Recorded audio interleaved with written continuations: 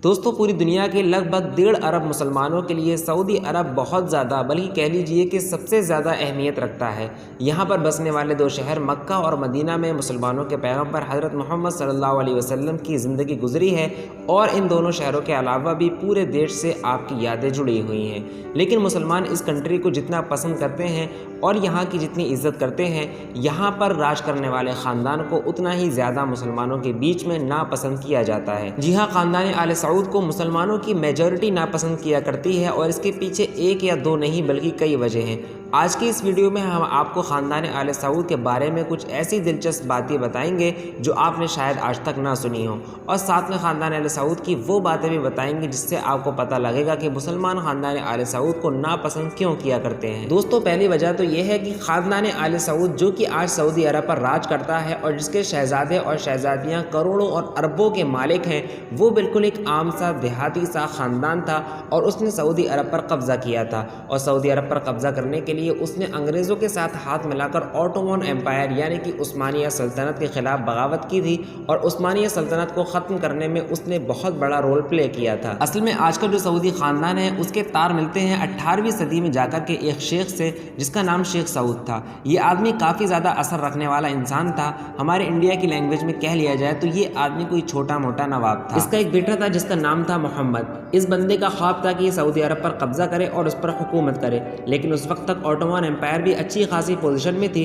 दूसरी बात यह भी है कि अपोजिशन में सऊदी अरब में भी काफ़ी कबीले थे। अगर सऊदी अरब पर कब्जा किया जाता तो सबसे जंग लड़नी पड़ती और आले सऊद उस वक्त तक इस पोजीशन में नहीं थे कि वो सबसे जंग कर लें। लिहाजा उन्होंने एक मजहबी आलिम का सहारा लिया जिसको दुनिया मोहम्मद बिन अब्दुल वहाब के नाम से जानती है। मोहम्मद बिन अब्दुल वहाब ने लोगों में अपने नज़रियात का प्रचार किया और यहीं से इस्लाम में वहाबीज़्म की शुरुआत हुई। और 19वीं सदी तक आते आते जब आले सऊद को लगने लगा कि अब वो मजबूत ताकत बन चुके हैं तो उन्होंने खुलकर सऊदी अरब पर हमला कर दिया।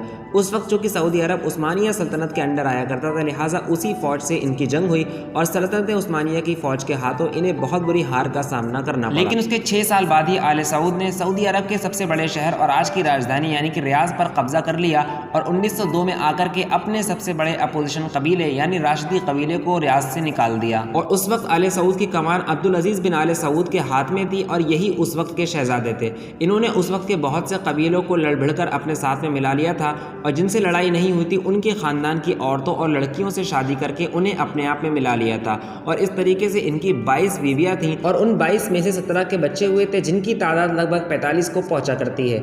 1918 में ऑटोमन एम्पायर को सऊदी अरब में आखिरी जंग में शिकस्त का सामना करना पड़ा और फिर उस्मानिया सल्तनत सऊदी अरब पर अपना कंट्रोल बहाल न रख सकी। उस्मानिया सल्तनत की हार के बाद आले सऊद अरब में सबसे बड़ी ताकत बन चुके थे और मक्का वगैरह को छोड़ करके लगभग पूरा अरब इनके कब्जे में आ चुका था।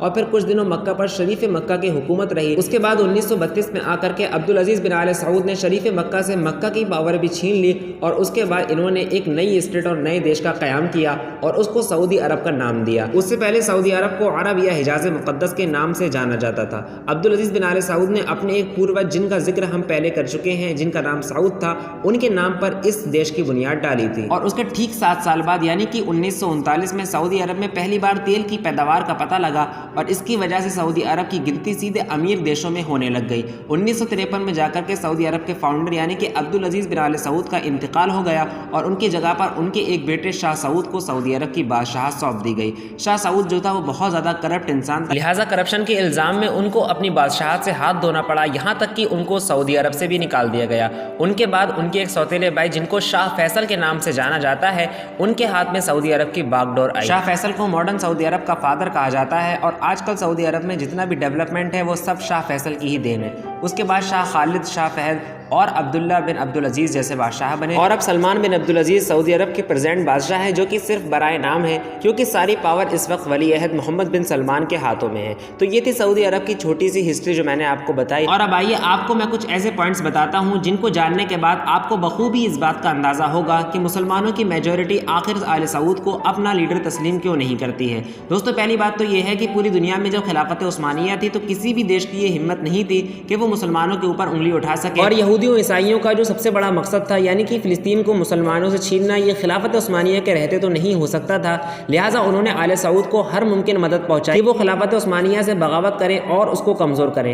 लिहाजा अरब जैसा अहम और मुक़द्दस हिस्सा जब खिलाफत के हाथ से निकल गया तो खिलाफत कमज़ोर हो गई, यहाँ तक कि एक दिन खिलाफत ख़त्म हो गई और यहूदियों को उनका मकसद भी हासिल हो गया, यानी कि फ़िलिस्तीन मुसलमानों के कब्ज़े से निकल गया। लिहाजा खिलाफत उस्मानिया के खात्मे का जिम्मेदार मुसलमान कहीं ना कहीं आले सऊद को मानते हैं। दूसरी वजह यह है कि आले सऊद चाहते हैं कि पूरी दुनिया के मुसलमानों को वो लीड करें और दुनिया के मुसलमानों पर उनकी सुपरमेसी हो, किसी और देश से कोई और लीडर मुसलमानों को लीड करने ना आ जाए। और जब कोई और दावेदार खड़ा होता है तो ये लोग उसके खिलाफ हो जाते हैं, यहाँ तक कि अमेरिका जैसे देश से भी मदद लेने से नहीं चूकते। लिहाजा देखा गया है कि जब सद्दाम हुसैन की ईरान से जंग हो रही थी तो सऊदी अरब ने सद्दाम हुसैन को बहुत हथियार सप्लाई किए थे और उनको हर मुमकिन मदद पहुंचाई थी, क्योंकि ईरान मुस्लिम दुनिया में मजबूत दावेदार के तौर पर उभर रहा था। तीसरी वजह यह है कि 5 से 6 साल हो गए हैं सऊदी अरब ने यमन पर जंग मुसल्लत कर रखी है, जिसकी वजह से हज़ारों मुसलमान मारे गए हैं, जिनमें बच्चे, बूढ़े और औरतें भी हैं, और साथ में ही करोड़ों मुसलमान बेघर हो चुके हैं। और जो चौथी वजह है वो है वली अहद मोहम्मद बिन सलमान की अय्याशी, जिसका नमूना अभी 3 साल पहले देखने में आया था, जब उन्होंने अमेरिकी मॉडल को 65 करोड़ रुपए एक रात गुजारने के ऑफर किए थे, जिनको बाद में अमेरिकी मॉडल ने रिजेक्ट कर दिया था। और पांचवी चीज़ जिसकी वजह से मुसलमान सऊदी शाही खानदान से दूर हैं वो ये है कि जो भी सऊदी अरब में मोहम्मद बिन सलमान के खिलाफ बोलता है उसको जेल का मुंह देखना पड़ता है। एक अंदाजे के मुताबिक इस वक्त लगभग 500 से ज़्यादा बड़े बड़े उलमाए किराम सऊदी जेलों में बंद हैं, और उनका कसूर सिर्फ ये है कि वो वली अहद के खिलाफ बोले हैं, या वली अहद के अमेरिका से संबंध पर बोले हैं, या फिर इसराइल के खिलाफ बोले हैं। दोस्तों, इस पूरी वीडियो में मैंने जो बात कही है वो बातें मैं हवा में नहीं कह रहा हूँ, बल्कि आप उन बातों का सबूत लिंक के जरिए देख सकते हैं, जो लिंक्स मैं डिस्क्रिप्शन में डाल दूंगा। अब चलिए इस वीडियो को यहीं खत्म करते हैं, इस उम्मीद के साथ कि वीडियो आपको पसंद आई होगी। इसी तरीके के इंटरेस्टिंग वीडियोस देखते रहने के लिए आप हमारे चैनल KW प्रेजेंट को सब्सक्राइब कर सकते हैं।